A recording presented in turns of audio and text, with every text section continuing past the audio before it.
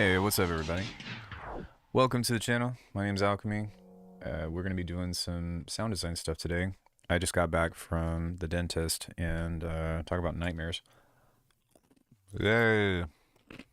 Dentist! Got lots of work that needs to be done.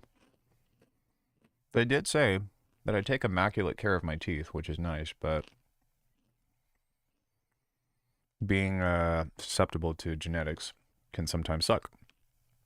Hey, what's up, bro? What's up, everybody? How are you? Welcome. Glad you're here. Thank you for showing up. Thanks for coming in. Thanks for stopping by, if only for a short time. How's everybody doing?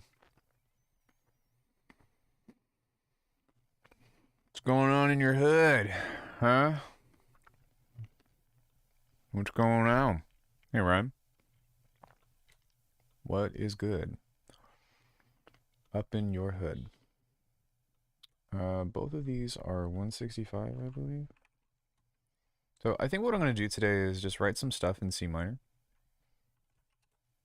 Maybe I'll knock out some drums or something, but have I used the Array Touch hardware with synths at all? Yes. Teeth, they are the best. Yeah. Teeth. Teeth. T-E-E-F.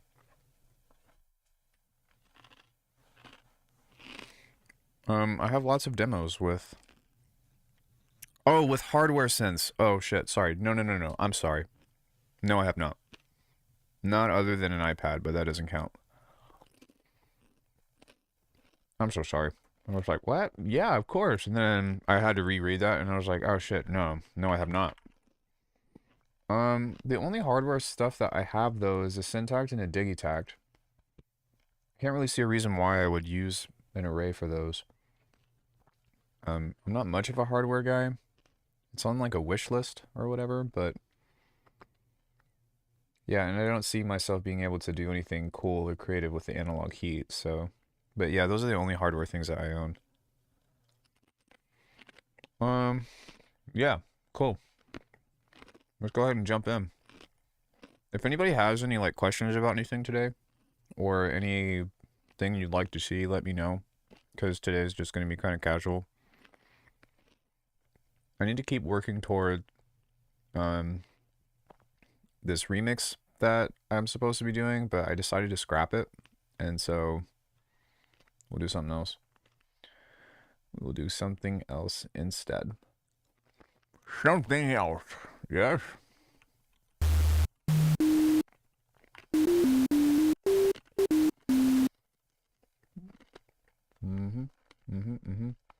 Start off with a snare.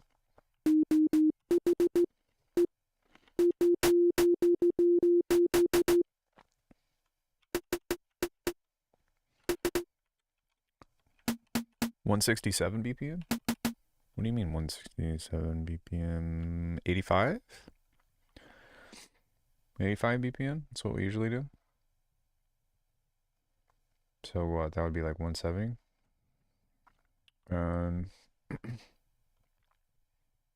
Probably 85. It's what we always do. I need a pitch bend on this.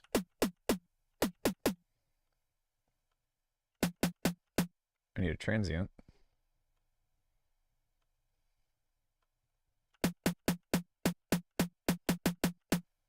Distort the transient. And then I need a high-end layer. I throw out there just to see where it'd wind up. Curious to see where mine goes at ludicrous speeds. Oh, well, 167 is, like, if you cut that in half, that's just 74.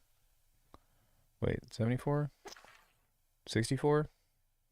Something like that. There's a reason why I make sounds and I'm not a math teacher. But, yeah, it's the same thing. But like 170, like 167 would be like jungle territory for me.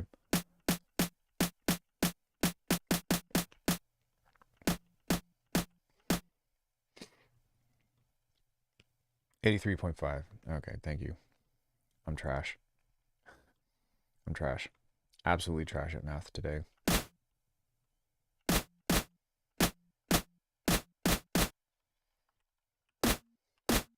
Okay, let's grab a filter. We're going to toss it through this.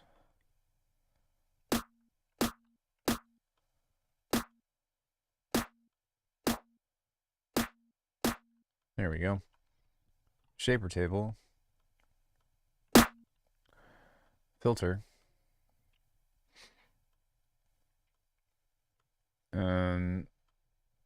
Something like that.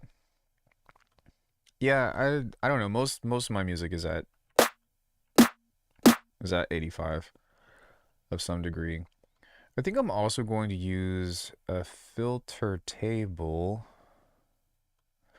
and create just something that's like a high pass, because I've realized that doing stuff like this has led me to interesting physical um led me down interesting physical roads. A lot of times there's some cool stuff with this that you can do sometimes. A lot of times, sometimes, but times are hard, because times, when you think about tables, are a lot of the times just, lacking time. You know what I mean?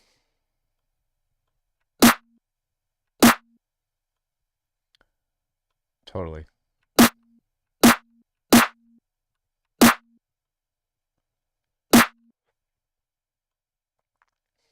Where's the filter?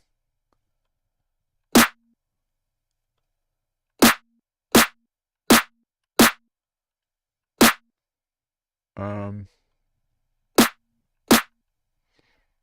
pull back on this just a little bit and make the fundamental a little bit longer.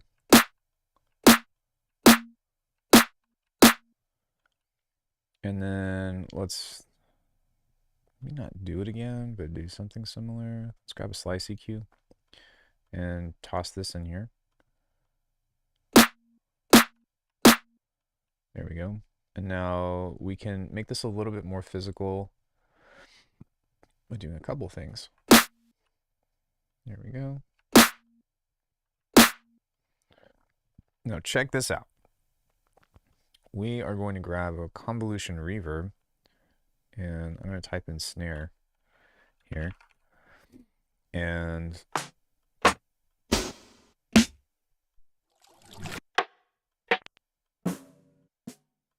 I'm going to find something physical. Wow. Amazing.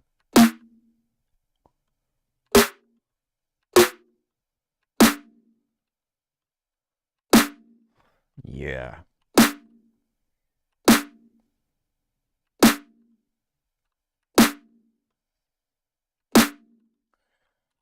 Let's grab a saturator. Run that through. Let's see how we're doing here. I need to just turn that back on. Sounds good to me. And now we can do the processing of the other stuff.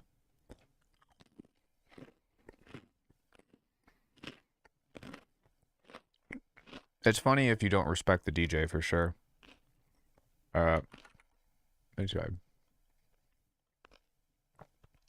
Mid-side split.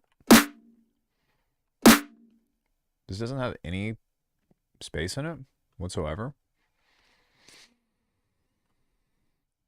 What?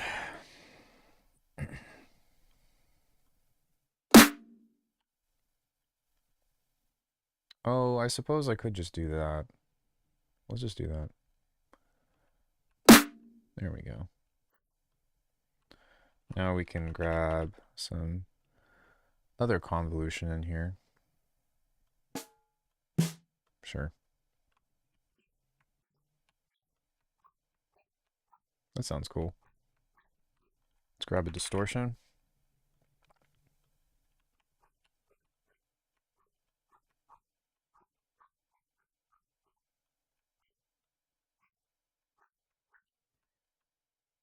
No, no, yes. Let's grab a bit crusher. Is anybody keeping anything in mind open for Black Friday, or anything that you are interested in? And now Boom. Super thick boy noisy.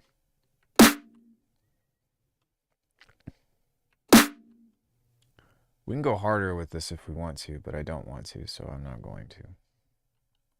Did that get that? Been Ion Omnisphere? Any particular reason why? I'm guessing just the presets.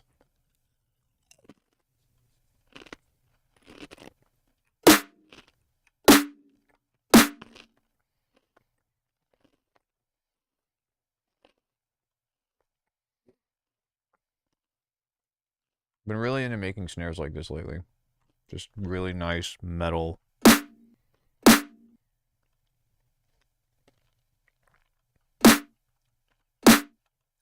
It's not that bright, but something that Cage was telling me about the other day was like, if you turn down the brightness of the snares, then that will leave you space for the hi-hats and stuff. And I'm like, you know what? You have a point.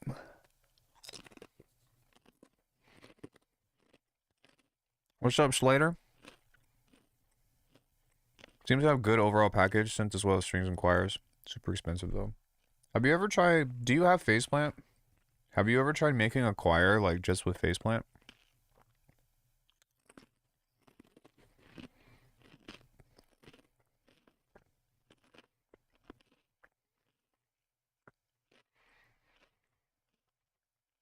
I have Killer Ultimate. Have you done that though? Have I ever tried to make a metal kick drum? Yeah, definitely. I haven't been here in a while. Did I ever put out that new sound design pack? Yes, I did. So, okay. I'll come back to the metal kick drum in just a second, but actually, let me just grab some stuff on here. I'll come back to this, but we're going to learn today, friends. We are going to learn today.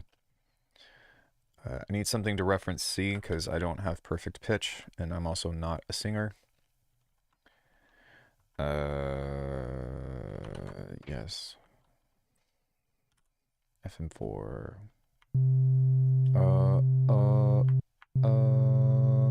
Okay.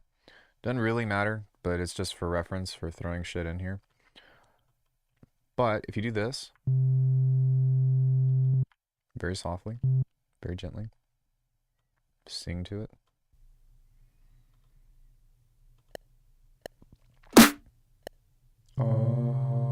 No, I'm off. Sorry, one more time. I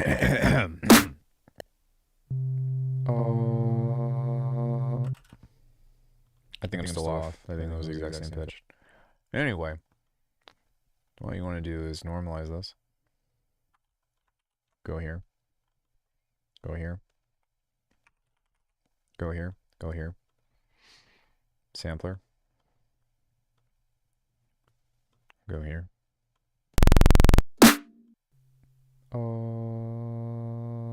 I think I'm one lower.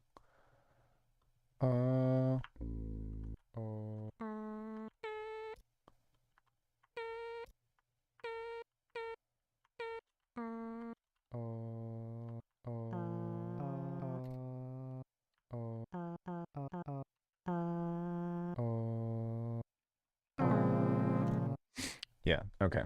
So, we'll set a loop point here. And then we'll do something to where we add a fifth. Then we'll add an octave. Then we'll add a convolution. And we just need like a big giant hall. Or a pad or something even. Can sometimes be cool.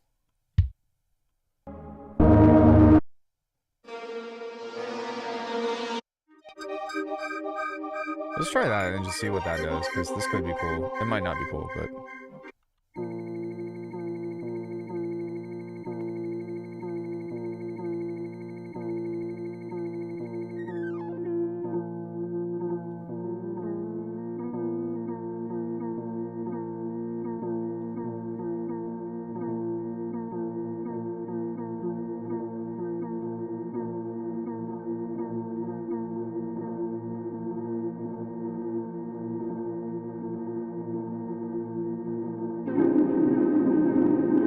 Requiem 3.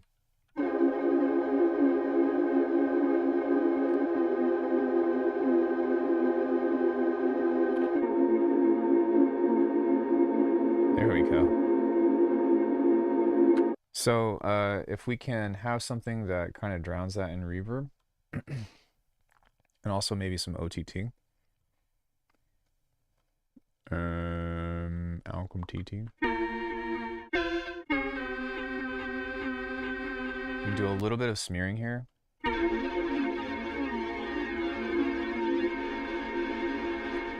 little bit of saturation. Yeah,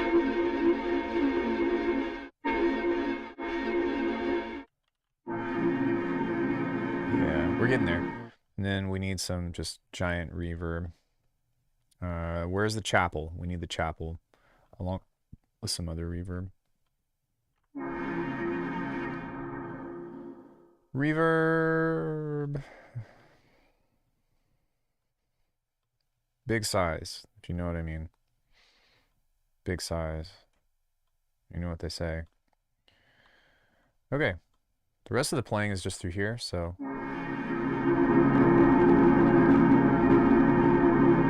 Yes, absolutely. But listen to that. It's not bad.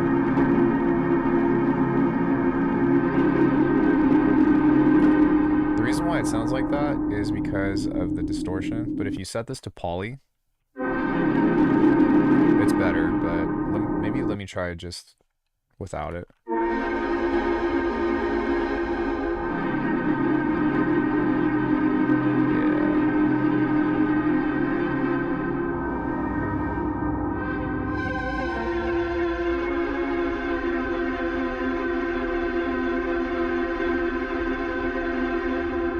I would still add a couple of extra things. For example, anytime I fuck with vocals that have not been treated,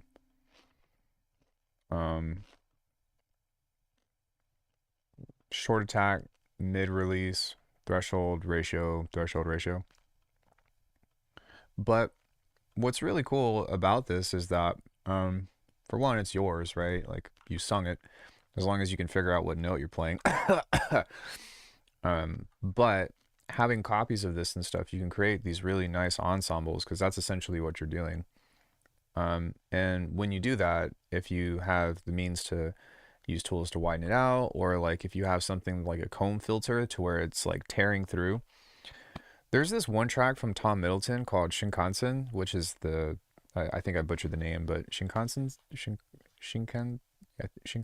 I think that's what it is. But anyways, it's such a cool like progressive breaks track, but they have this choir in there that has like a tearing comb sound, and this is actually something that I inherently like make all of my choir sounds based off of, which is fun.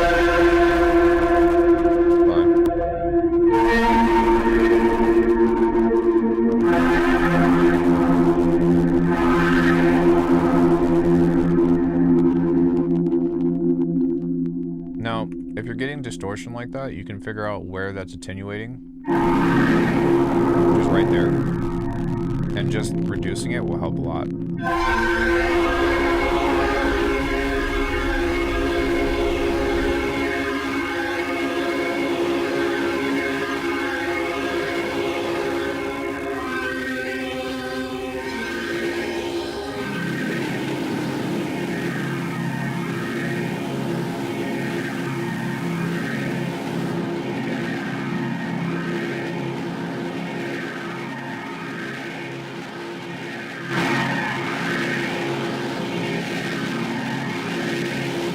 Still interesting.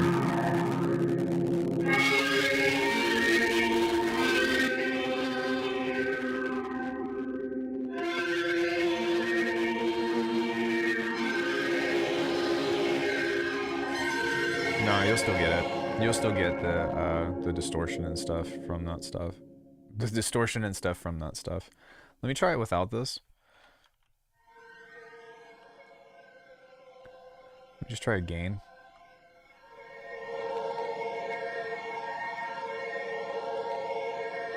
See if we can get away with just this. That's better. No, it's just distorting harmonics.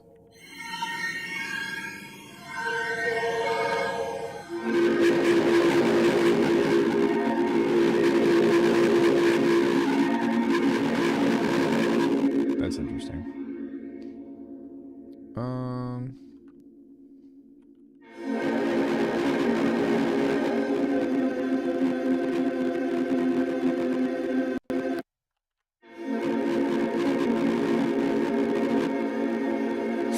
There you go.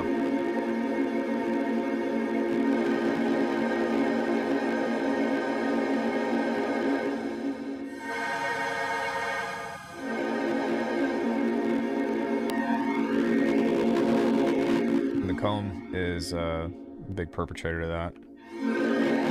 So maybe instead of a comb, a flanger might work a little nicer, because that's really interesting how that's doing that. There we go. It's a little smoother.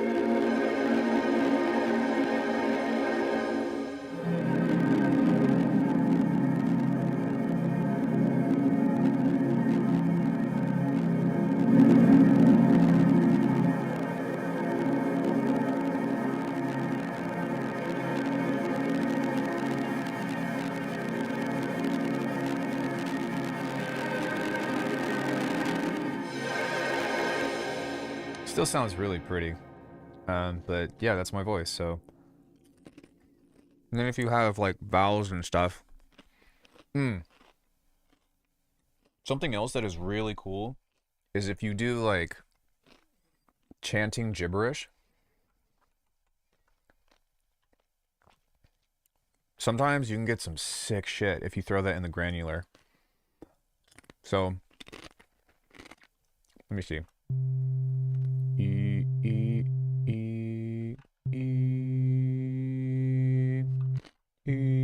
Yeah, okay. There we go. Okay, please don't judge me. Actually, feel free, I don't give a shit, but...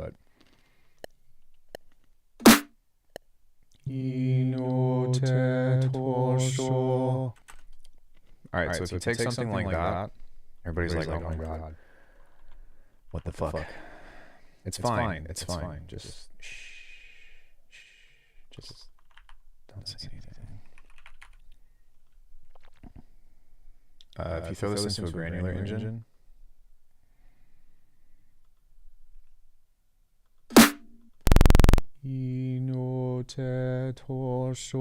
yeah, whatever. Set the position here and turn the level up because it's going to be kind of quiet. Maybe turn the gain up first. But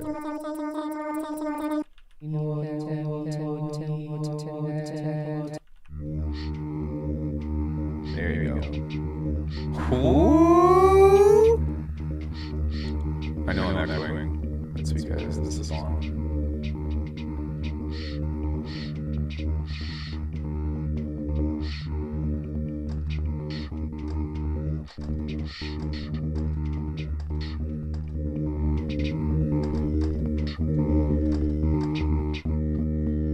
So what we want to do is we want to make this longer.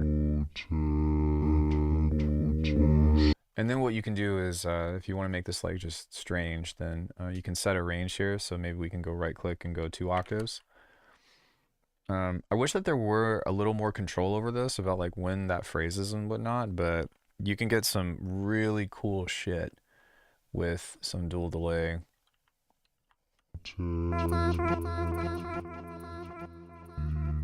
Maybe just 1 octave.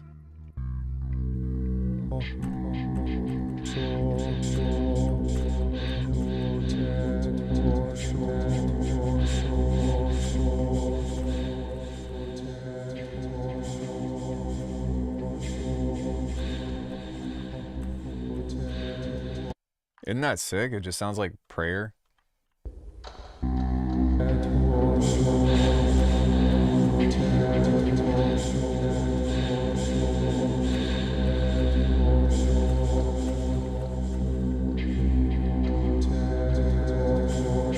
And something that you can do as well if you don't want it to like play faster at a higher pitch, like now, like let's say we just phrase this at every half bar, but this is probably better for chords.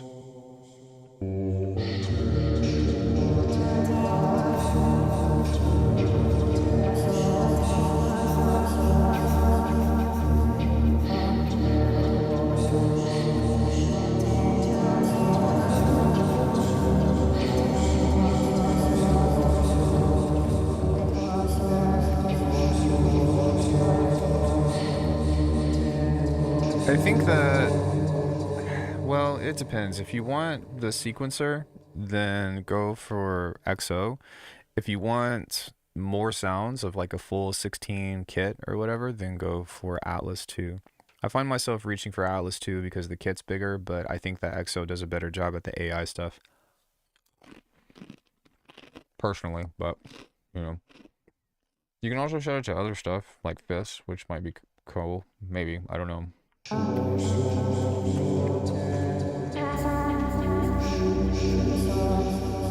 So, I've been holding back, but if you have something like Big Sky, or a formant filter, which you do if you have filter table. Sorry, trying to get my ducks in a row here. And you set this to chorale. Like, listen to this.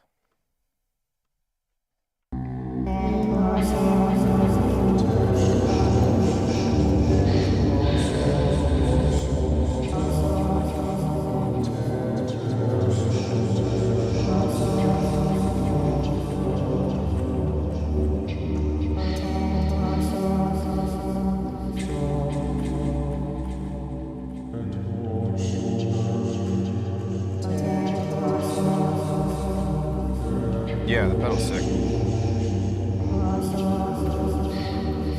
I can't recommend people to buy this because it's like 200 bucks, but one of my students bought it for me and was like, teach me how to use it, and I was like, okay, I'm not gonna argue with that. Hey, what's up, bro?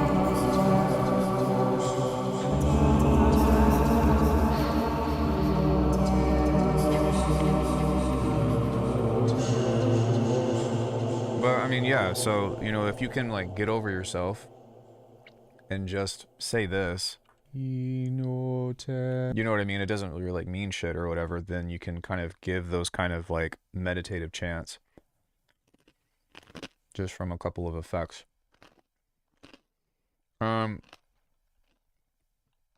Yeah. Does anybody else have any like questions on stuff? Because I'm kind of just having fun being like, oh, let's explore. And you can obviously do this in any other granular synth and stuff too, but yeah, I mean, my favorite choirs and stuff I've just used from Faceplant. If I remember correctly, Lauren uses this Strymon. So if you want Lauren stuff, Bitwig now, but I don't presume you want to do stuff like that. Well, it's not very difficult. I can show you. Most things with Lauren, in my opinion, is just convolution, man. Convolution, and sine waves and distortion. We've talked about this before, but hold on, let me show you this choir, because this is what I use on all of my tracks. I have a few of these, like Choir Stack and Pretty Choir and all that, but it's just the Gregorian sample with an octave down, an octave up, and a fifth. But when you do that,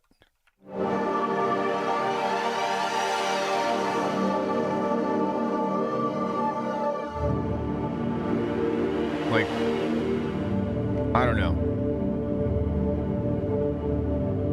This is generally most of what I need. And if you really want like a good, awesome sounding like thing with like voices and stuff, I would actually recommend, what is it, Mystere or Mystique from Native Instruments, Miss Stumpton. And even though the stuff is out of key, like just take everything that I just showed you and apply it to Mysteria, and apply it to Mysteria, right?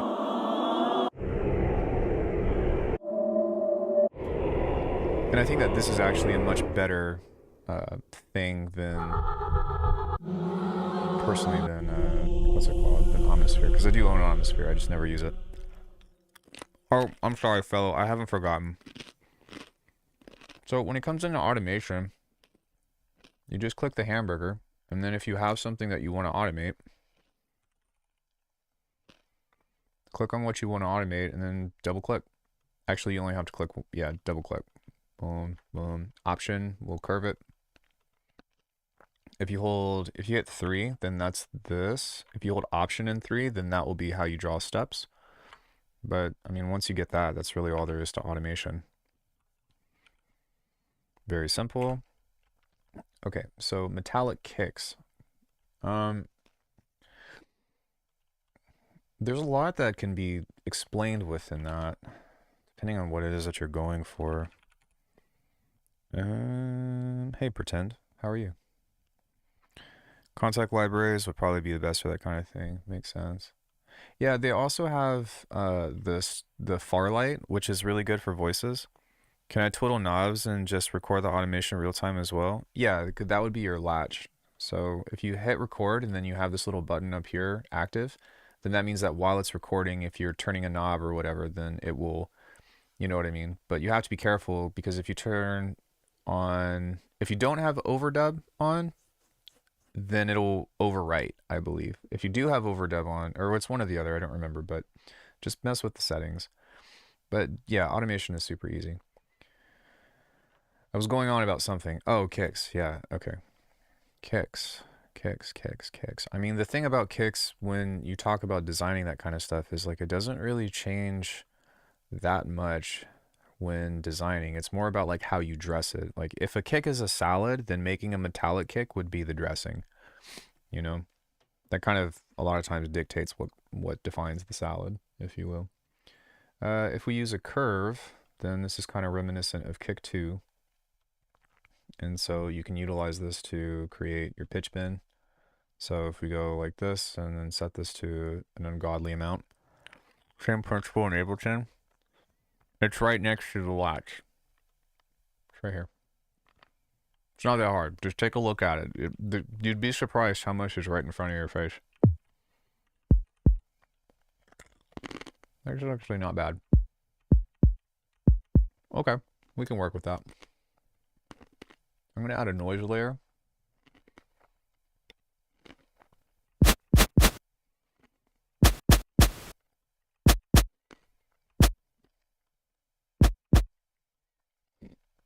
Let's go ahead and add a high pass.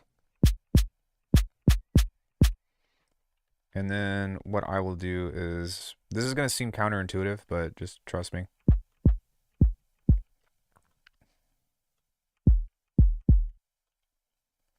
Let's do another shaper table.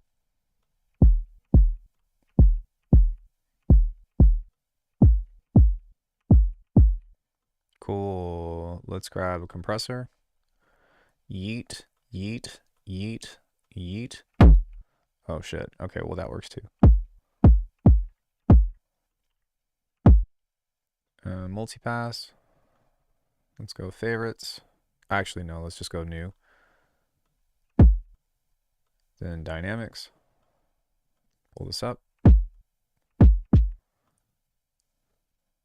Long release.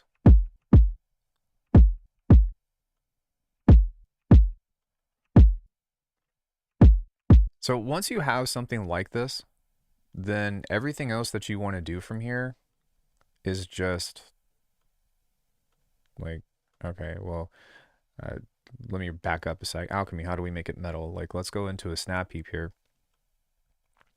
And let's create a parallel chain. Send that into this. So parallel, parallel, serial. These two are going to go into the next chain. Sorry. So when it comes into this, if we just listen to it, it sounds exactly the same, right? But when we start looking into different kinds of distortion, and what we need to do is build something that has harmonics. So if we kind of, I don't know, we take something like this. That'll work. We can start combining stuff like short delays along with other instances of distortion to... and since we're going to end up high passing this anyways, what we might end up doing, just for fun,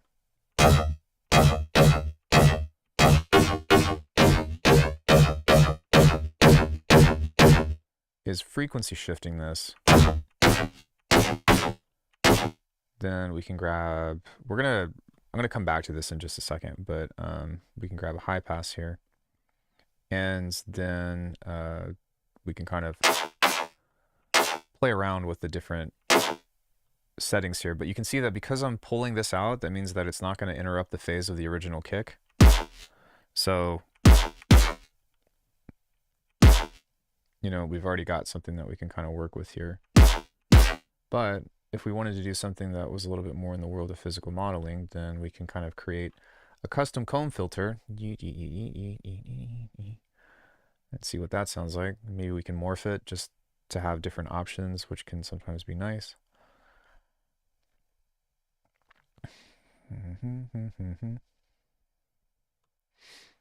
You see that we've got little peaks and dips and stuff, and if we really accentuate that, you want to be careful with this because this can be like really bad for your ears.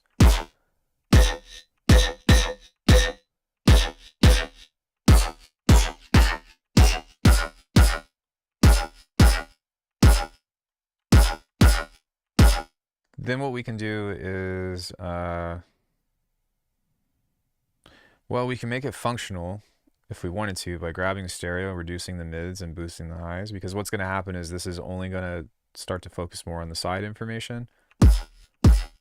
So as you can hear, it made it a lot more quiet. But this helps it blend in a little bit more while keeping any issues with phase out of the way. And then once you have that, like something that you can think about if you want to is either distorting it again or compressing it again, albeit be a little bit more gentle.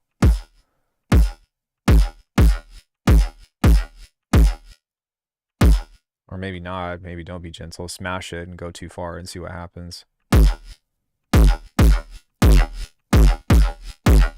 And then what's cool is like you can do other stuff like changing this out and being like,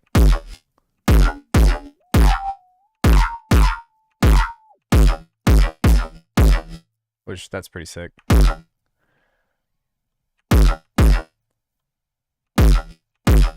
So there you go. That's a metallic kick. Or that's one way, rather, that you can do that. Some other instances that you can do are like comb filtering.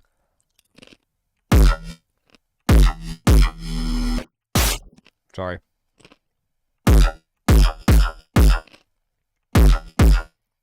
But yeah, I mean, really all of this processing and stuff would come into making the kick first and then using a secondary layer into doing that. Anybody else? What you got for me? How do I make a G. Jones bass? No, not those questions. I don't want those questions.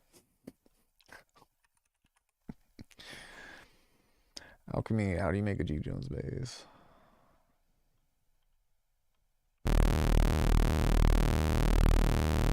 Yeah, for sure. How would I go about getting a really metallic sounding snare and phase plant? Kind of like those old school Skull Step Counter-Strike tracks, if I'm familiar with them. Is it different than this? Like, is it different than having that? But like, to be honest with you, like everything that I just did in this would still apply to, like doing this with kicks would still apply to snares and stuff. So if we go like metal layer, hey Velvet, how are you? Metal layer, just go user because I don't have a new pack started yet by any means, but we can pull that from, God help me, what am I doing? Okay. Yeah, so we can go into this, go user, find this, wherever that is. I have way too many presets. 5-3 should be around the corner. It needs to be like I would hit metallic objects.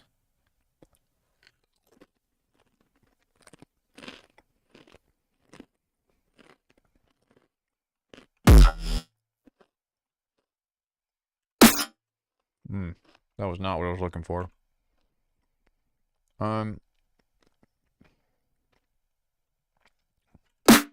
Then you would just focus on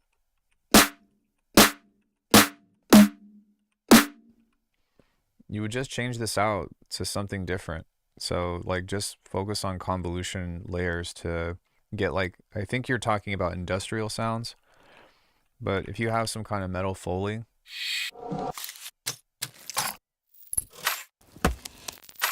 you know, something kind of like that first part.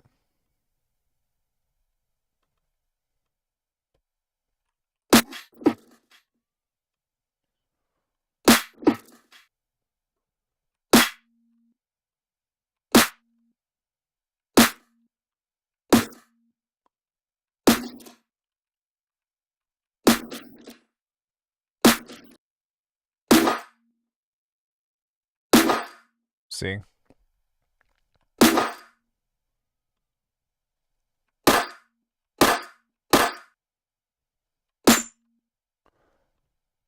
God, fuck. So it really depends on what kind of layer you throw into that.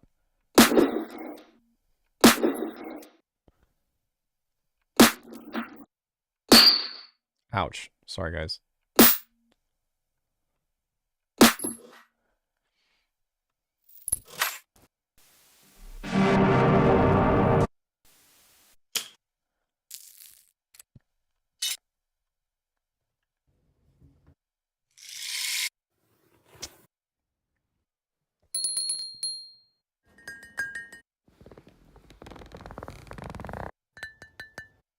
Do I have any metal hits?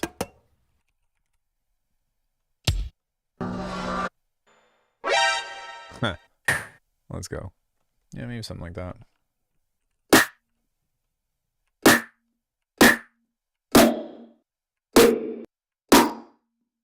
It's a little bit ping-pongy. But case in point, whenever you have drums like this, or drums in general, let me find a loop.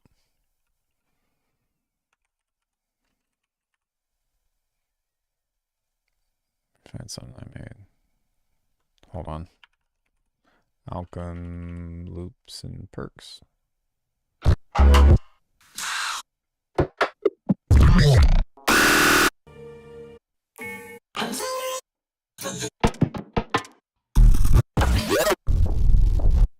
Looking for some drums, sorry.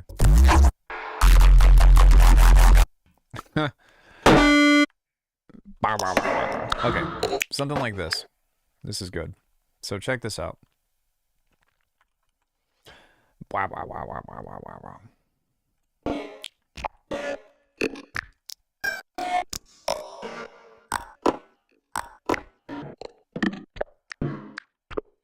So to make stuff industrial,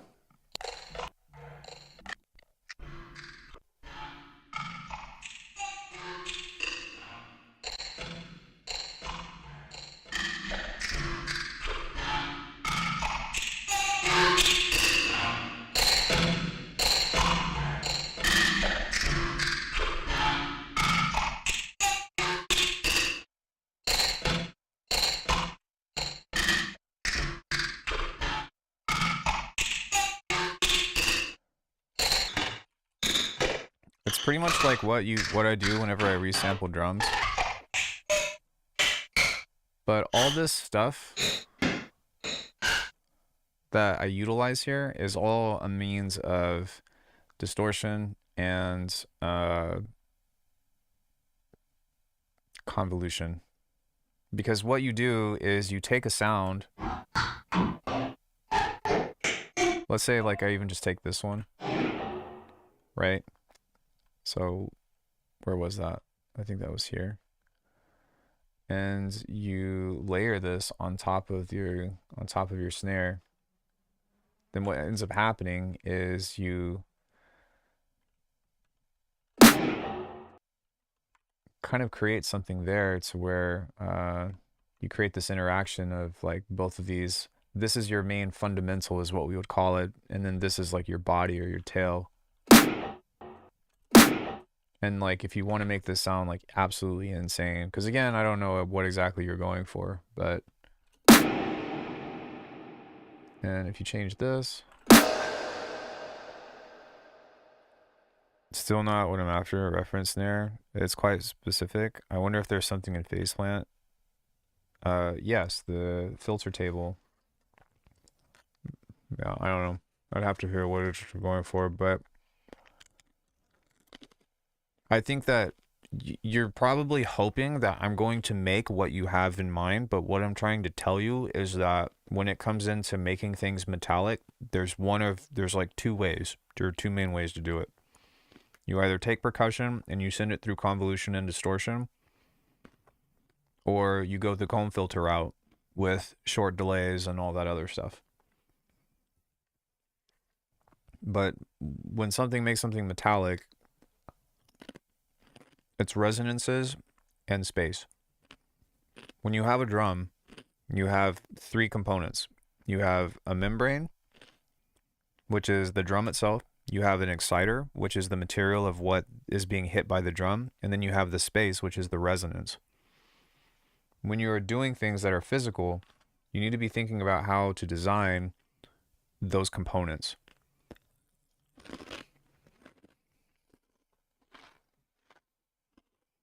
But yeah, I mean, even still, you're going to layer it with a fundamental. Like, even the stuff that you hear in, like, Damage.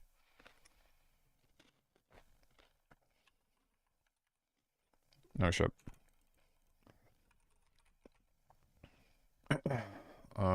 Which I like Damage. I wouldn't buy the second one. Actually, I probably wouldn't buy Damage anyways, but it is cool. But all this stuff, like that, all of this shit,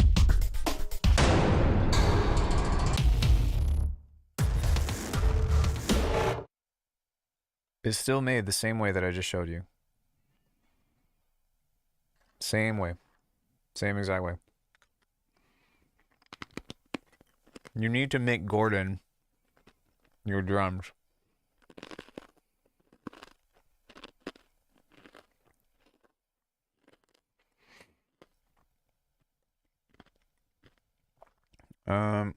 Sorry, I just saw your message, Velvet. I'm doing okay. I went to the dentist today and that fucking blew, but whatever.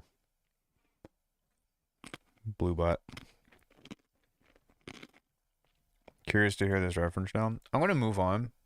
Because I don't want to spend all this like just trying to chase something down. It's more of like, I think that I'm more interested in taking something and then being like, oh, let's see what comes out, than whether or not I'm gonna get to the end result.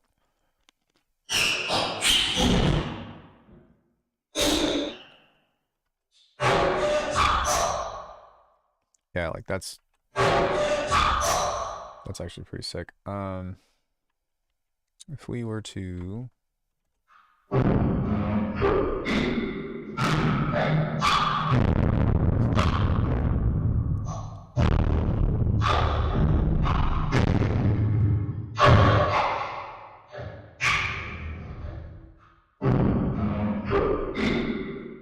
yeah, so if you throw that through some fuse compressor, and grab saturate.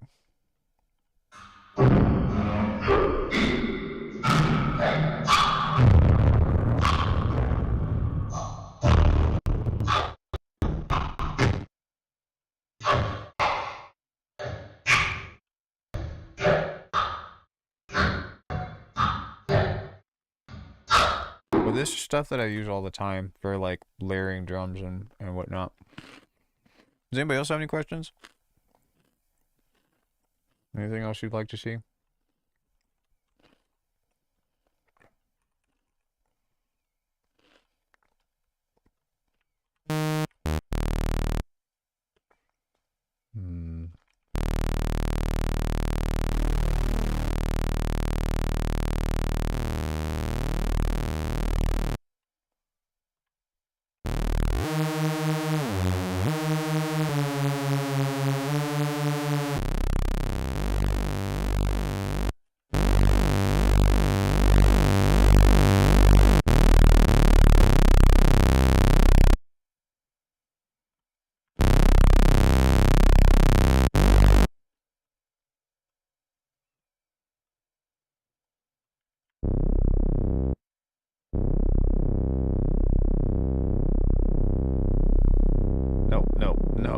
No.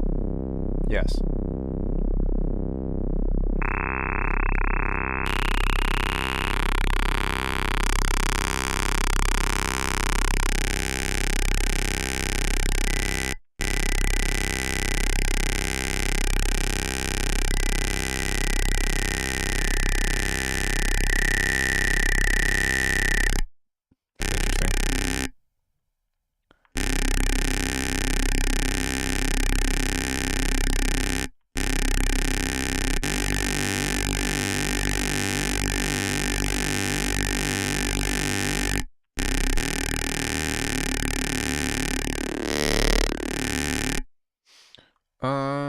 I am keeping an open mind for a couple of things.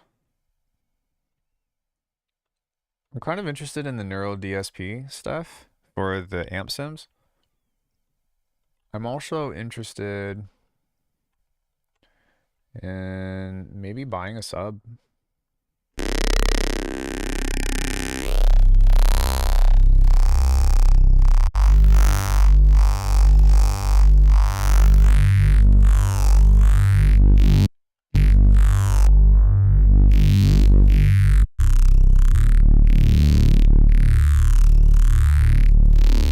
Yeah, a lot of times I can't measure my low end in this room.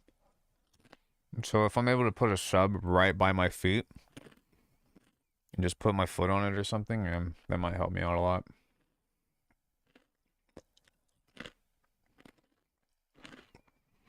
Well, I have Guitar Rig, and Guitar Rig's kind of cool, but yeah, I don't know. We'll see.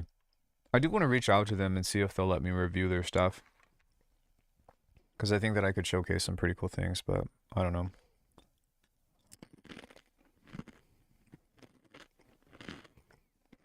Skull step.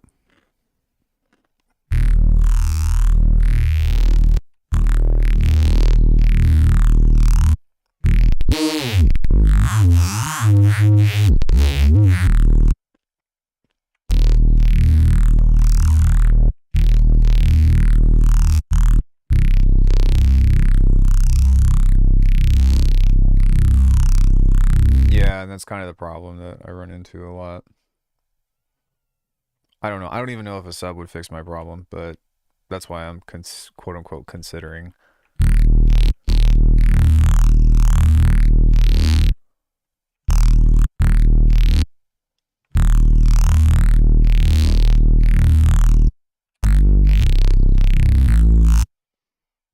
Like, maybe. We'll see.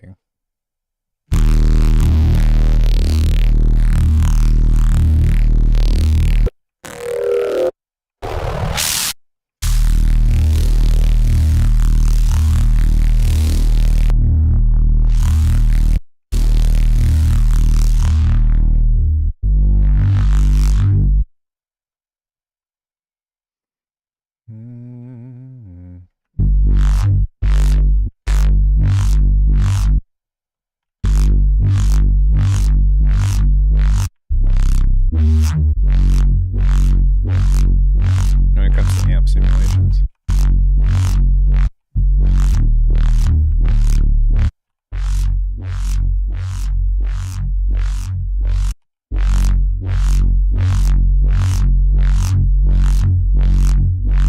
Wow, that sounds very different, putting it in here versus putting it on the outside. That's interesting.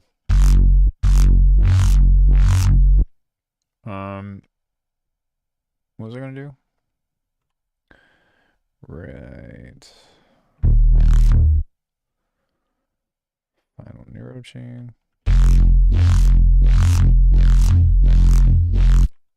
To add a harmonic.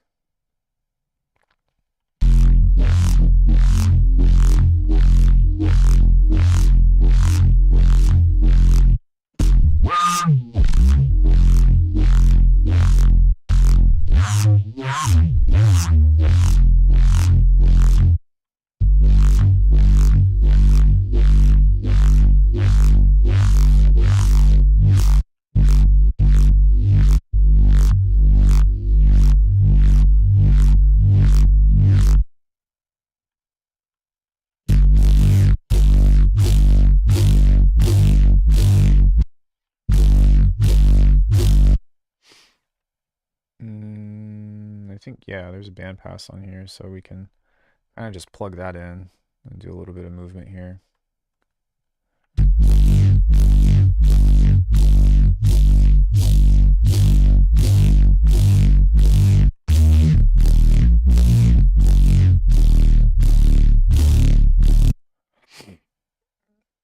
Wait. Do I know what the workflow would be for taking an impulse and turning it into a wavetable? Yeah, you just drag it in.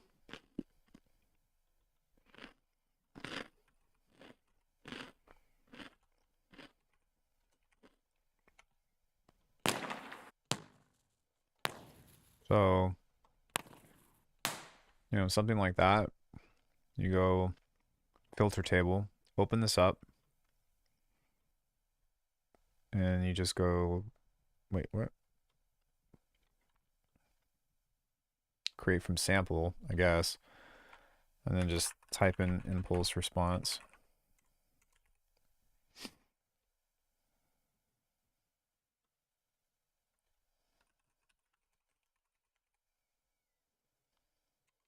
Maybe IR.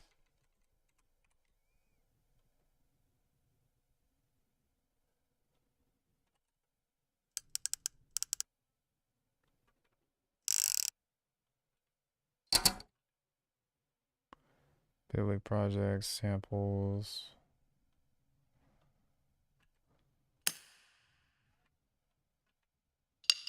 Any of this stuff would do, really. So yeah, take that, go open, and then this will try to replicate this as much as possible. So you just take this, move this over this way. Sorry, this top one. And move this here to where, there you go.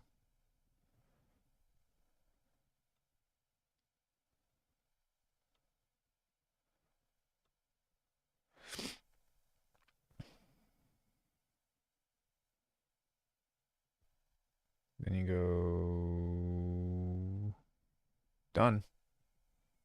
And you've got this different movement stuff now on here.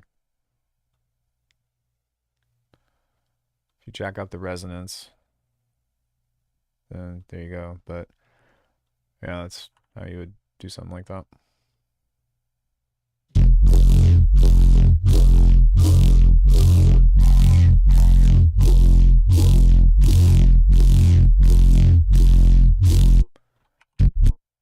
Yeah, pretty easy.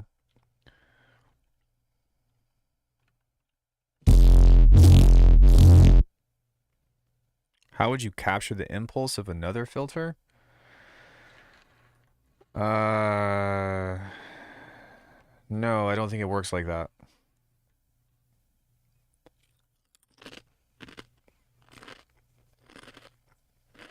Actually, something you could try is sending white noise through that filter. Assuming that that filter has enough unique resonances and stuff, but you send white noise through the filter, you make it very short, and then you create that as a wavetable, because that is really the only way that you can get the nuance of harmonics and lack of harmonics, or a mix of harmonics with all the slopes and stuff, And white noise is every frequency range. But yeah, they're not really. And that's kind of the thing about filter table is that it makes filters out of a wavetable, but it's really a convolution device that's also spectral. So the approach to it needs to be like kind of rearranged as it's kind of wonky. But yeah.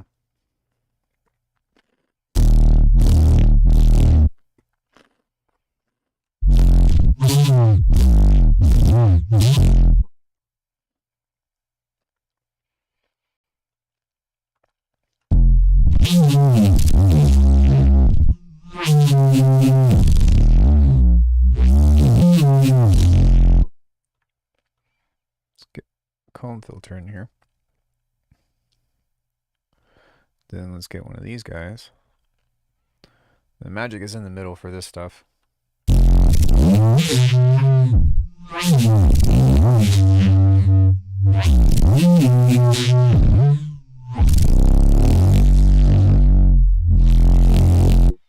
Yeah, the thing that Faceplant still needs though is like it really does need a dedicated multi-band compressor. I'm sorry, it does. The multipass thing just doesn't cut it. It just does not cut it.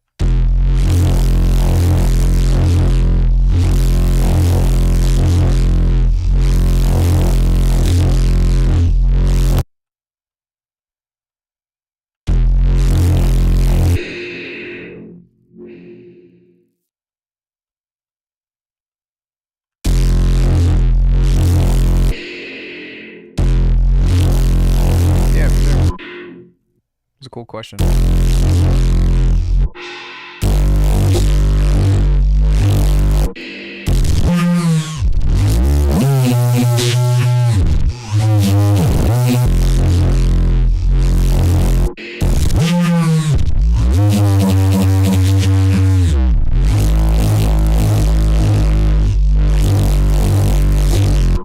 I love it. Love it.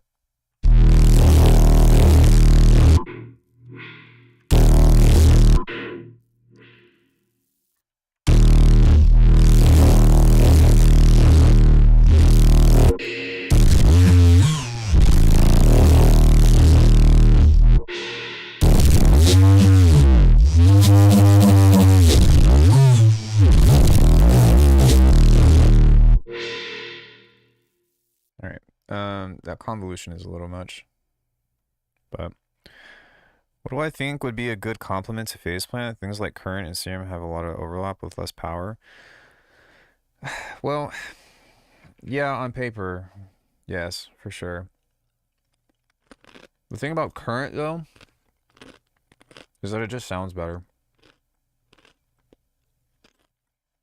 I think that the DSP processing is just higher quality. Look, I love kilohertz. I'll be using kilohertz for everything. But yes, like I don't know, actually.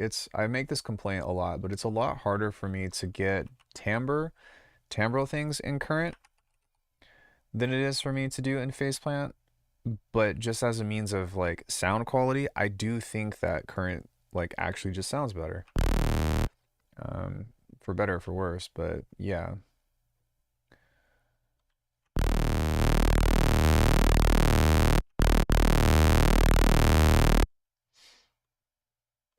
I'm just gonna boost this up a bit.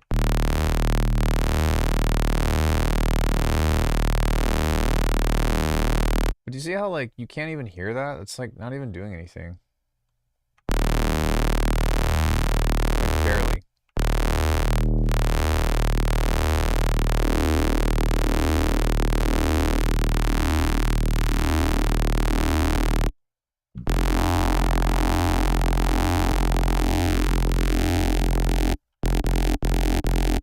So if we have like an LFO or something.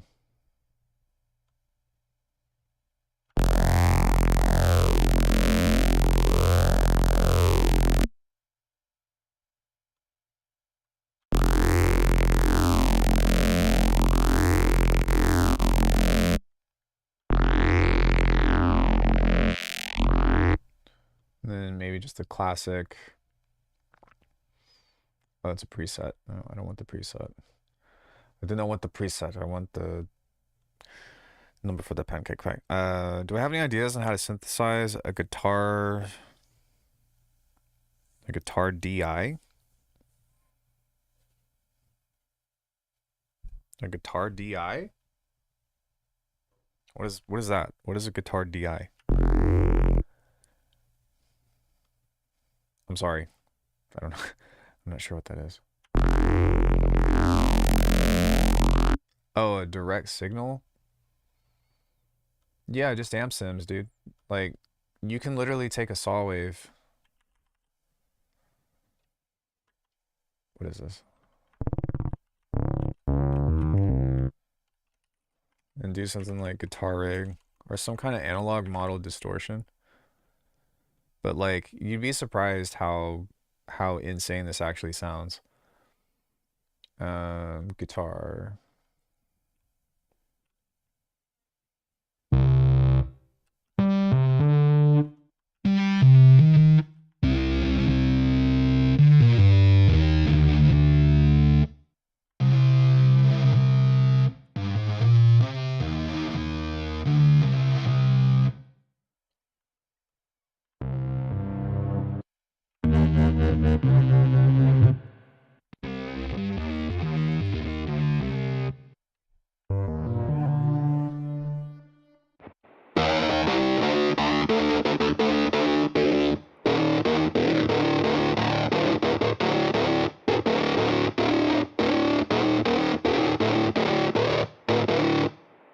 Like, just the humming sound?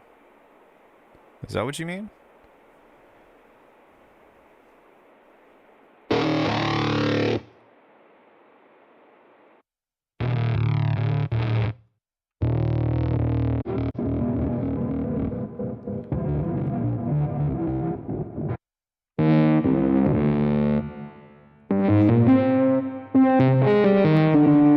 Hello, Lauren.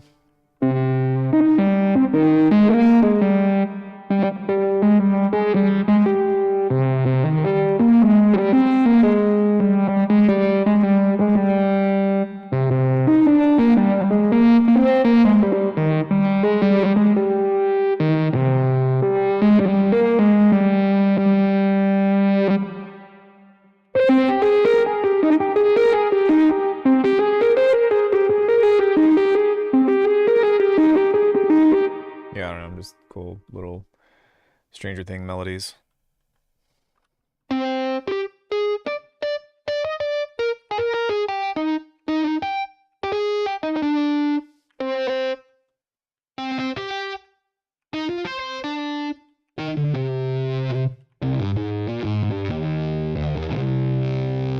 Yeah, so lots of cool sounds that you can get just from guitar amps, and there's free ones and whatnot that you can use. Or if you have Ableton or Bitwig, there's an amp sim that you can use in combination with, because that's really what you're doing anyways, is just distortion and convolution reverb. That's what a cabinet is. But you will get so much mileage out of a saw wave, an amp, convolution, and a filter, and then of course maybe some kind of thing like that. But yeah, there's so much mileage in this. Dune 3 is my favorite.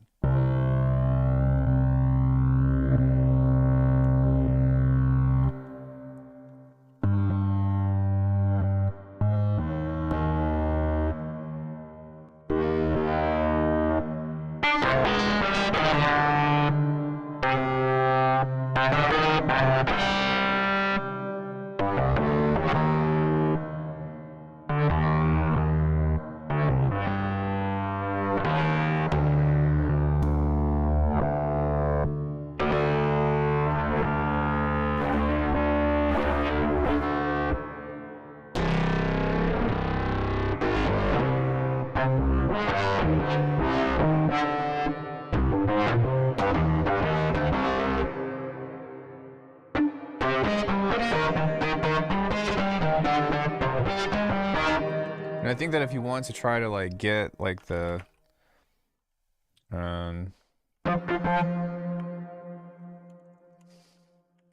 you know, like the joints and stuff, and maybe trying to segment and then creating like a pitch thing with it might help with high resonance. So something like that could do the trick. I don't know. I haven't really experimented with this, but we'll see.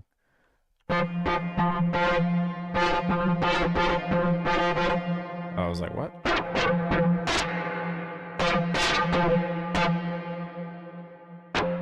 Yeah, there you go.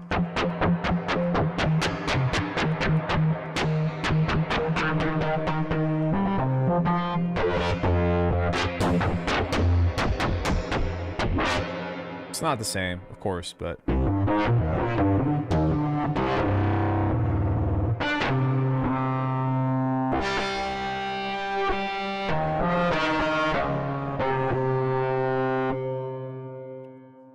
Throw a fuse compressor onto that.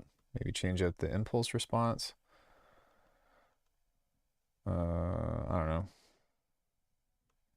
Sure, that looks cool.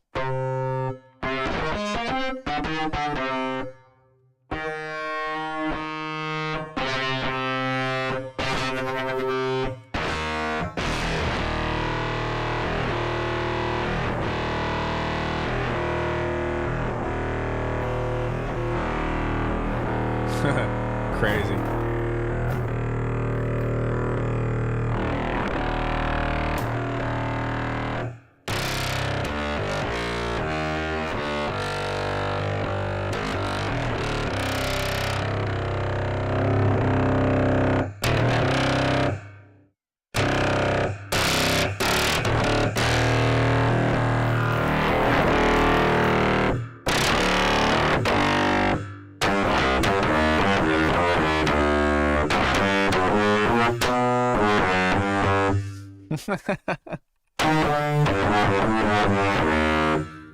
Wait. I've got it. Wait.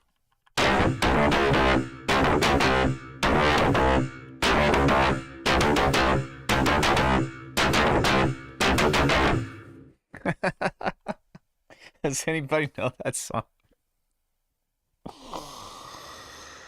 Oh my god.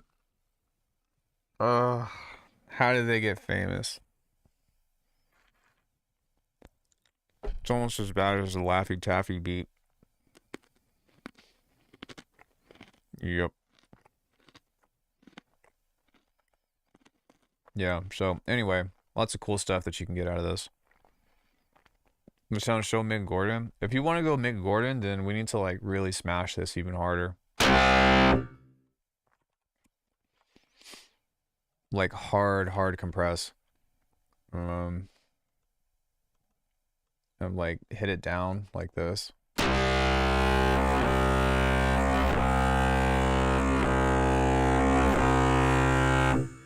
And like do that on all of these, where we just like squash the shit out of it.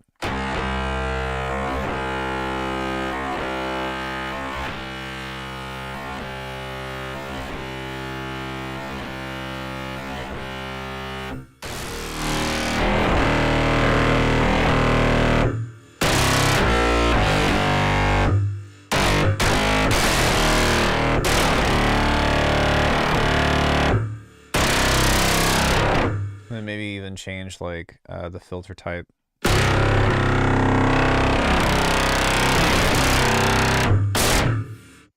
Pretty crazy. Maybe try a diode.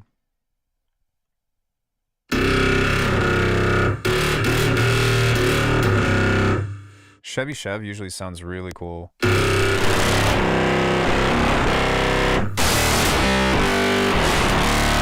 But I mean, anything that you send through this, but like if you send phase plant Reese through this.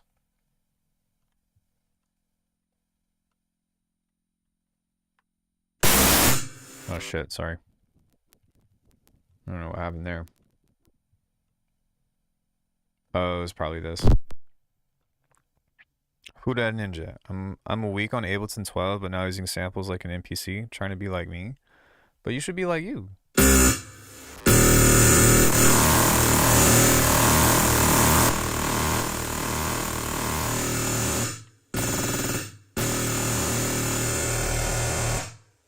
Yeah, we pushed that a little too hard.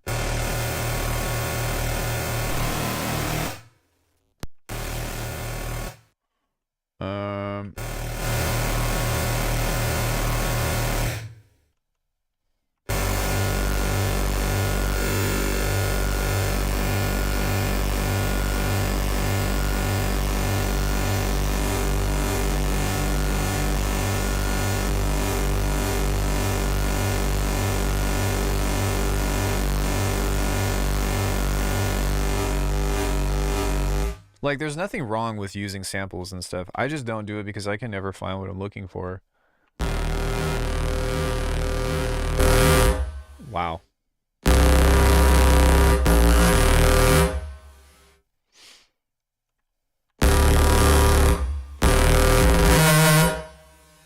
crazy. Yeah, I don't know. Just fully creating any sound I can think of.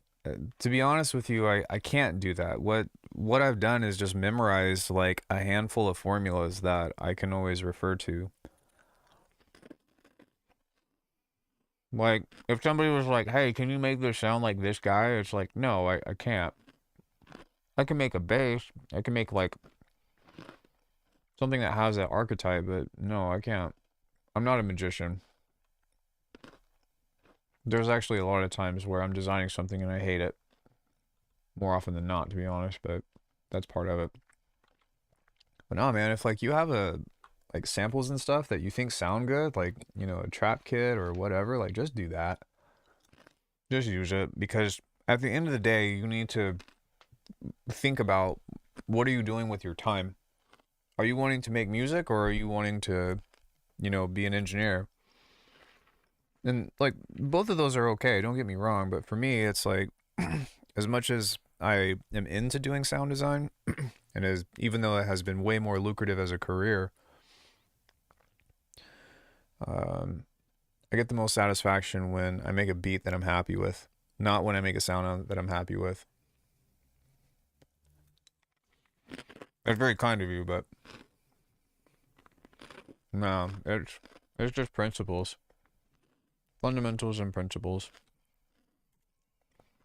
Anyway, um, yeah, I don't know. Think about current. Current just sounds better.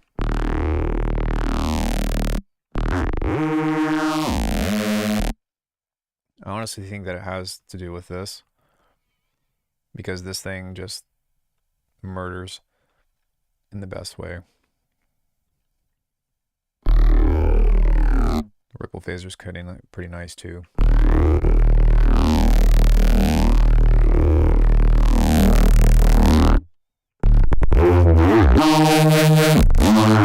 Like, do you hear how much louder and like just more full that is compared to the other stuff? If we set the decay and the balance here and move this over a bit, yeah, then we can use a follower. We can add the follower to the wet and pull that down.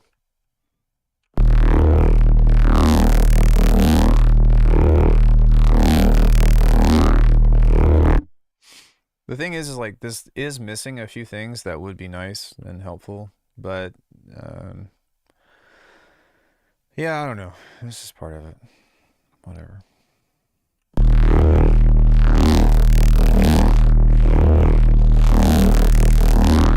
It still sounds nice.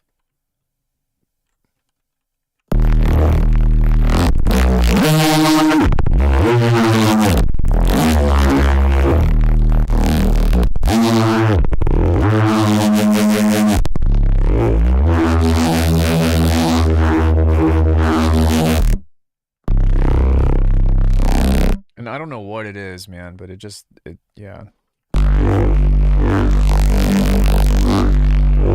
Yeah, that sounds pretty nice.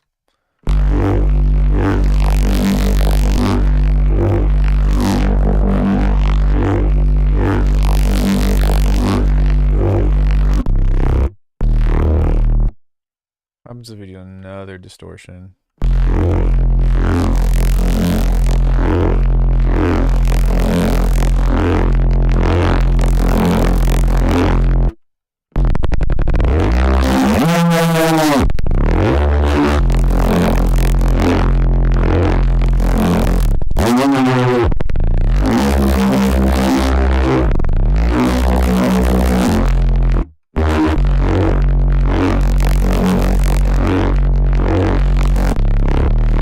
And I think that's really what it comes down to. Any guesses for Bitwig 5.3? I have no clue. I know that 2.7 just came out today.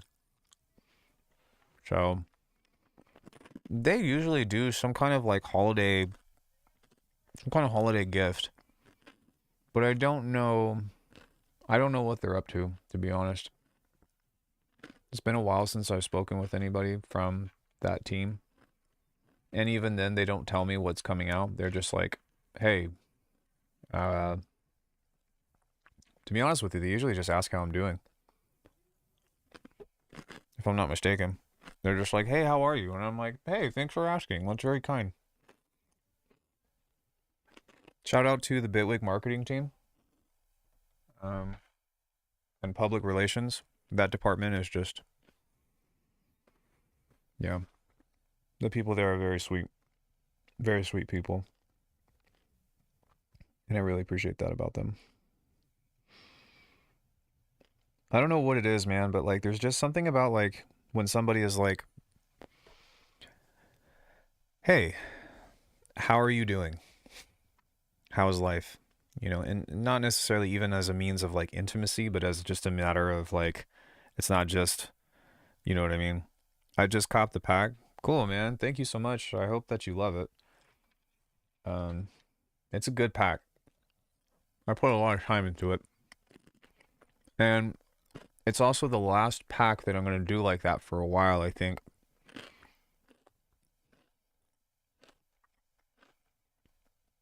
I sent some of those patches to Frequent and it almost blew up his computer.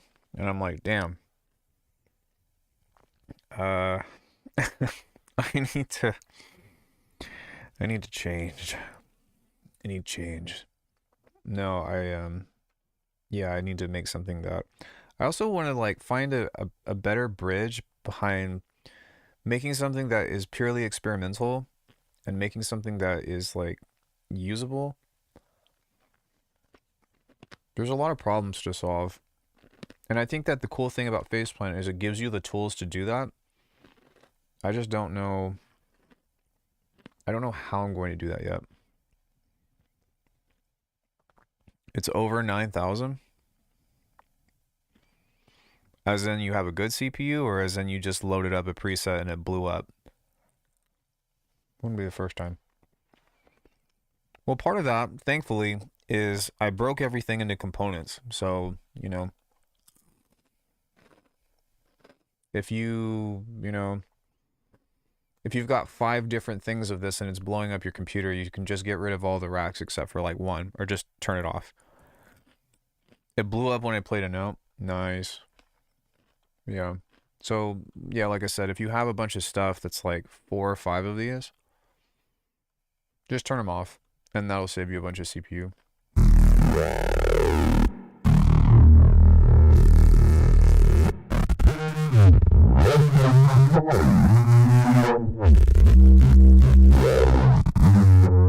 Nice. Yeah. And then that, like I said, you know, because like all of these are broken into racks. So you can just find your Requiem 3 or whatever and be like, oh, let's try this one. What does that sound like?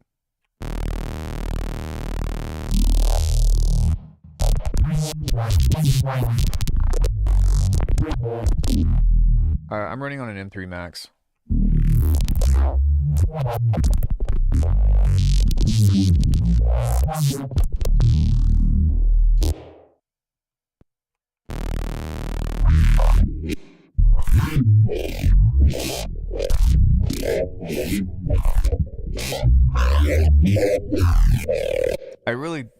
I'm very happy that all of these sound different. I was really worried about that. Really concerned about that. Yeah. Anybody else have any questions? I think I'm going to design a rim shot again. Just practice. Practice, practice, practice. Practice, practice, practice. Noise. Filter.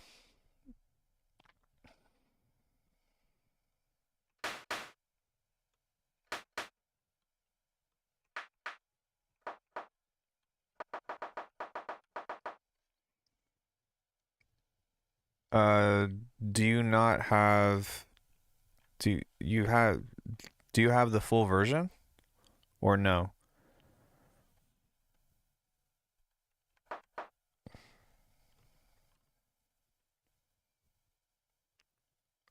You just purchase Faceplant on its own? Because if you don't own SnapHeap and Multipass, then you can still use the presets, but you can't tweak stuff outside of the macros. But yeah, like there's also multi-pass and Snappy, but it doesn't come with everything if you just purchase Faceplant alone.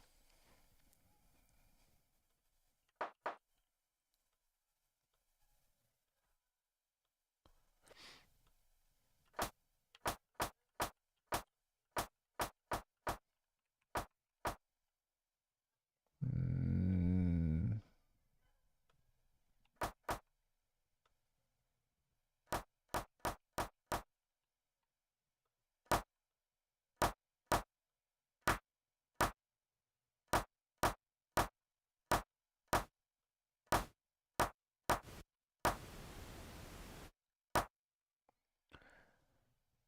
you're gonna do for Snappy and multi-pass.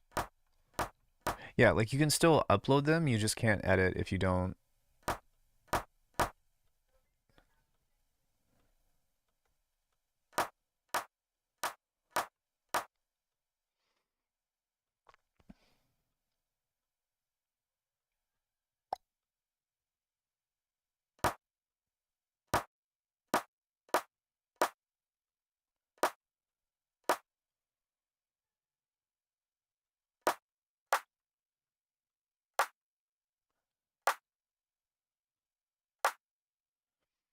Hmm,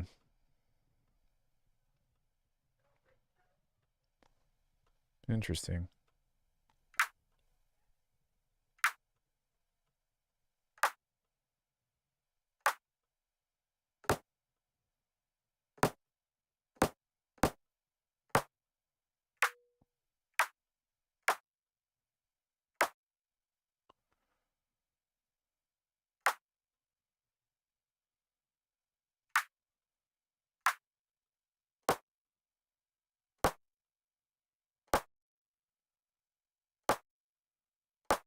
That's interesting.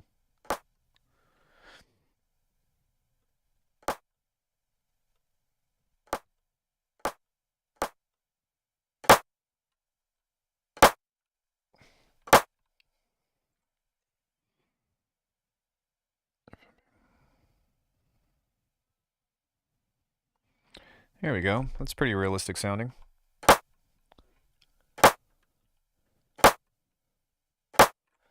I still want there to be like a cracking sound, which I think that I was relying on Filter Table to bring that to me,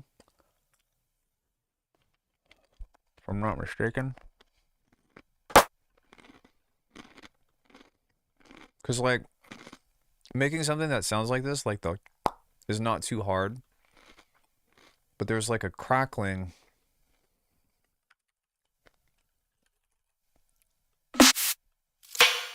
You know,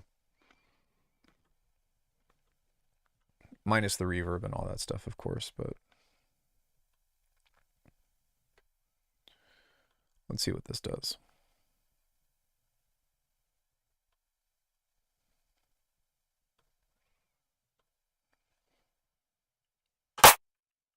Yep, there we go. Dude, the filter table, yes. Filter table does such cool shit.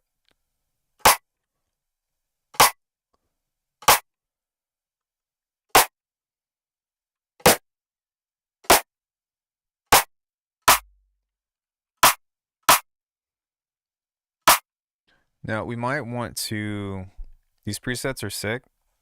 Get them if you, yeah, thank you. I'm glad that you like them.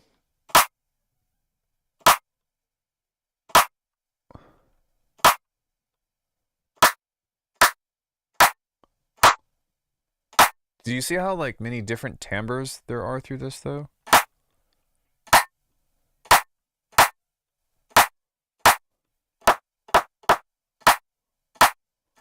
Yeah, dude, like this thing, I'm a big fan of the filter table.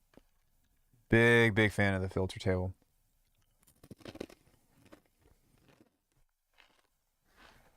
So when you combine that with the convolver,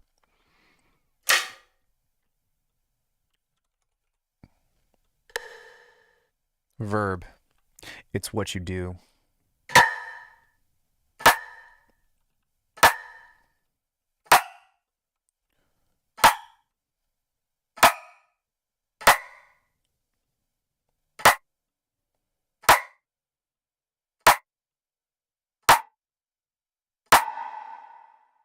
Interesting.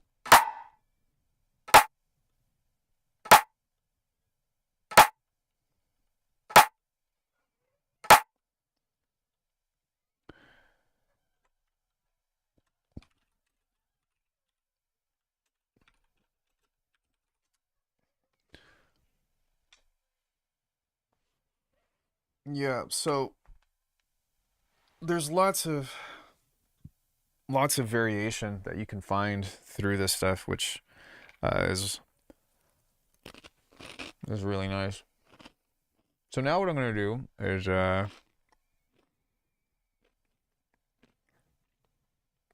what's the trick that I do with the note and the pitch bend? Oh, um, shit. I mean, there's a few things. The first is that if you have something that's detuned, like this, the more that you detune it, the more that it beats, right?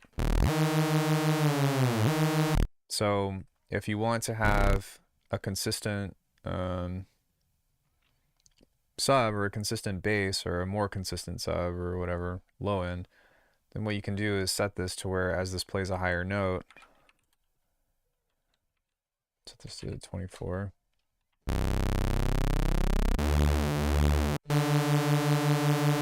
And basically what all this is like trying to mimic a sampler, if you will. Because that's all that's really going on. It's just imitating a sampler.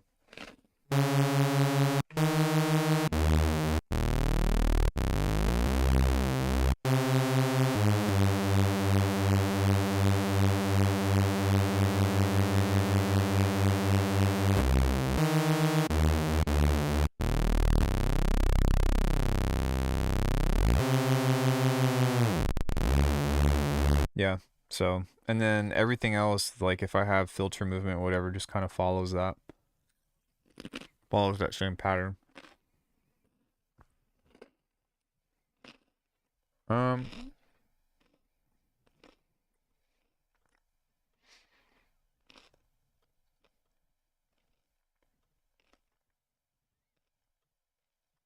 Just gonna make something wonky.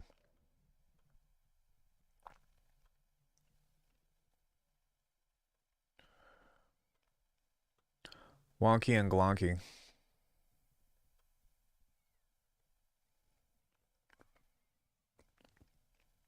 Who started that neurobase idea? Like who made the neurobase? Is that what you're asking?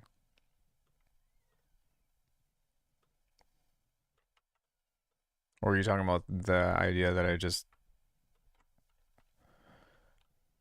that iteration? I have no idea. I think Cursa. I think a lot of people attribute that to Cursa. No, that's not true. Someone from drum and bass. I was sorry, I was getting mixed up with Neurohop.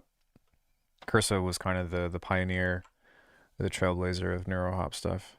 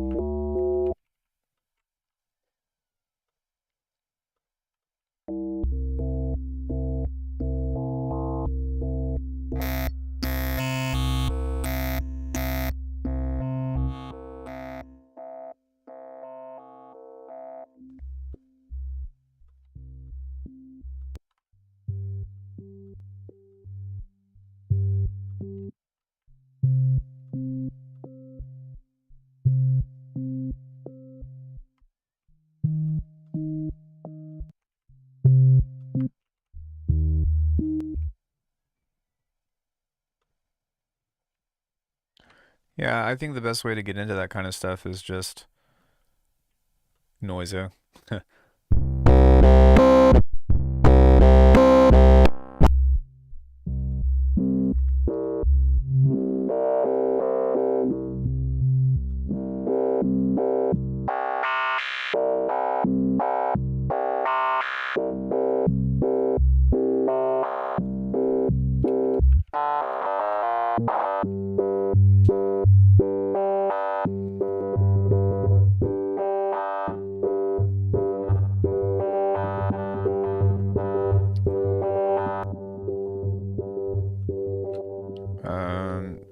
Noisia, Calyx TV, Pendulum.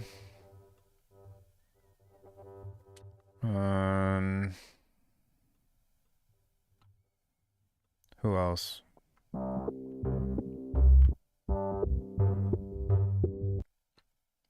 Future Prophecies. Current Value.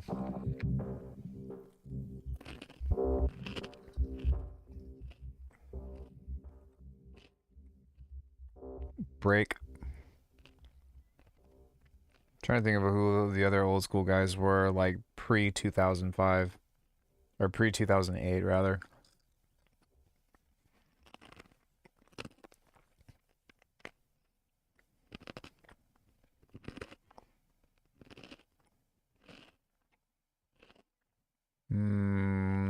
There's a lot of people I'm not thinking of. Subfocus. Yeah. But pretty much that era of like 2000s drum and bass, I think, is like where the neuro stuff really started taking off.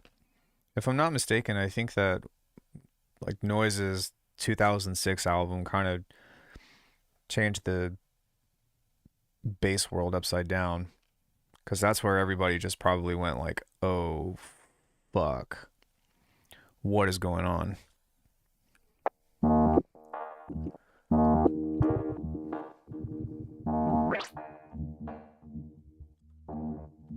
Spore. But I think he was like post 2010, right? He's kind of more of a newer generation when it comes to that stuff.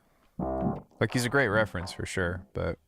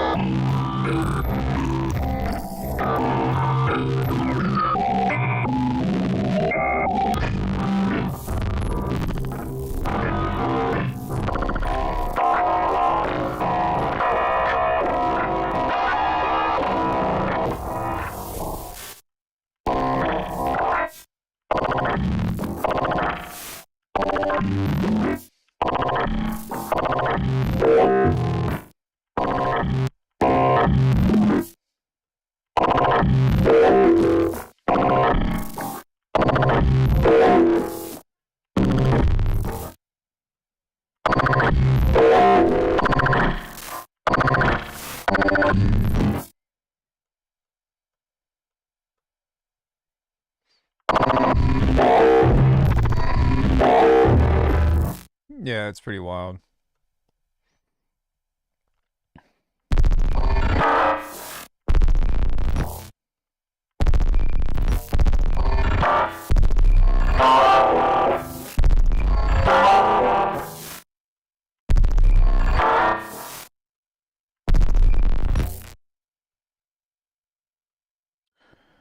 Pretty wild. Turn 3, Requiem 3. Let's go Aga Baga glitch.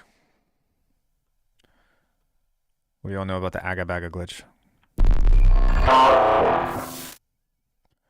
My face DMV is Sustenance. He's a newer guy who just nails the vibes.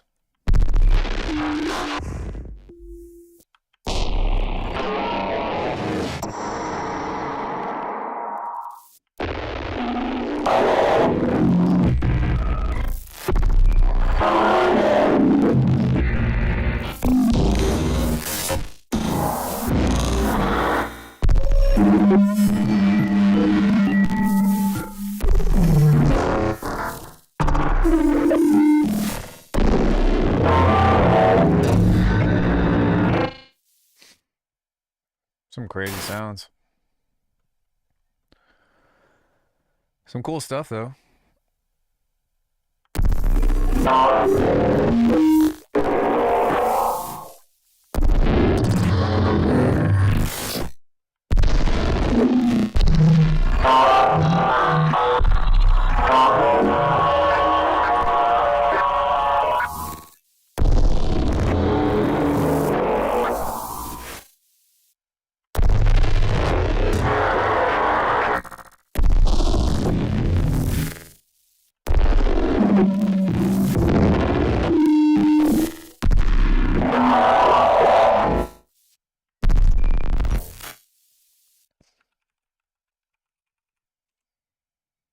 That's what that sounds like to me. Have I made money in the sound effects world yet? Well, I make patches like these, and that is how yeah, long story short. Not in sound effects for like games and stuff, but yeah, I make patches for people to use, and that's my career, I guess. I'm selling presets.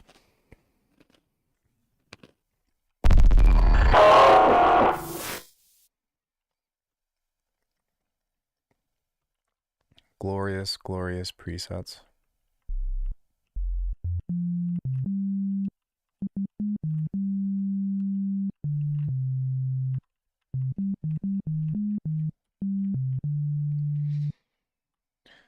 No, I think that, thank you, but a lot of my stuff, like, it sounds cool, but it's missing, it's missing something. It's missing some magic. But a lot of people are able to take my stuff beyond what I can do with it. And that's where things get really cool.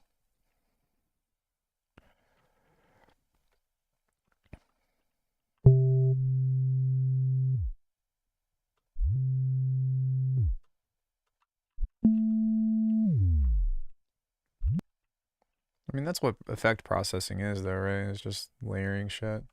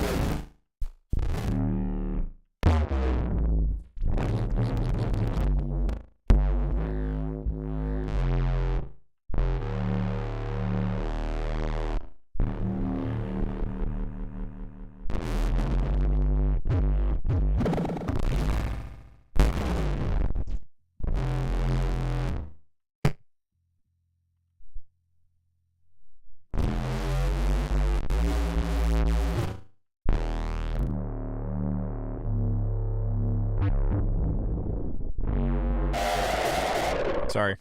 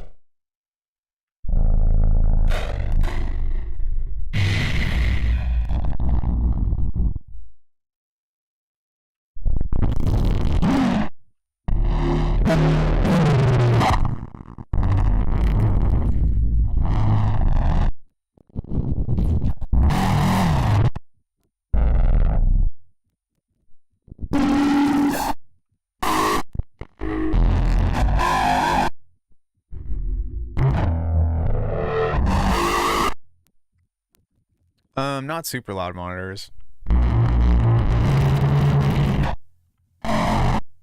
But every once in a while I'll get a neighbor that bangs on the wall.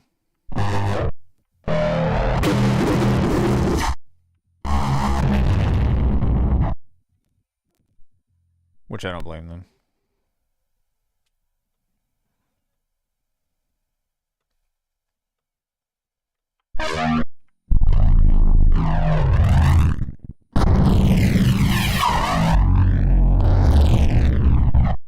Nobody does.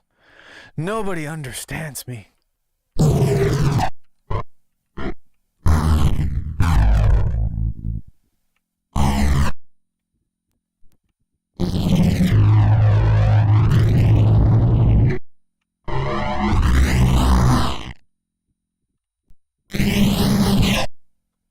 Crazy.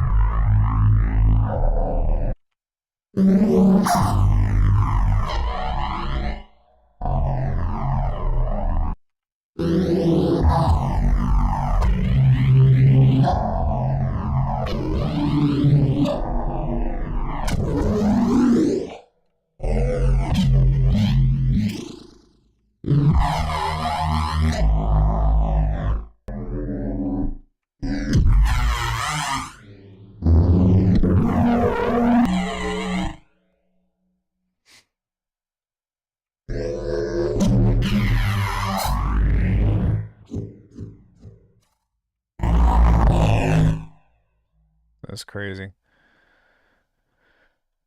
Crazy.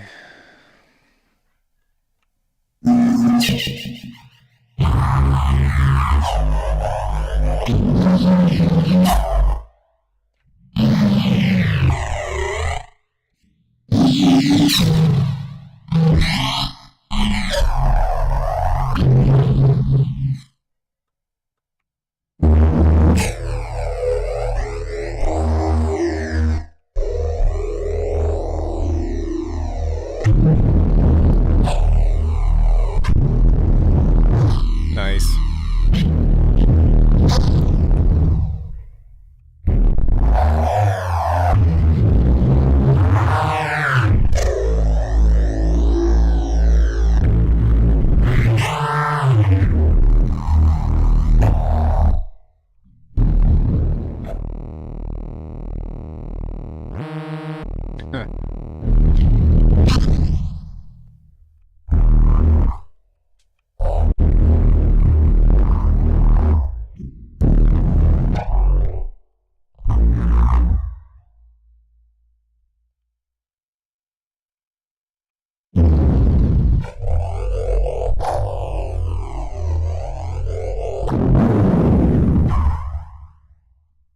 Crazy. Yeah, is there anything else that anybody wants to see today?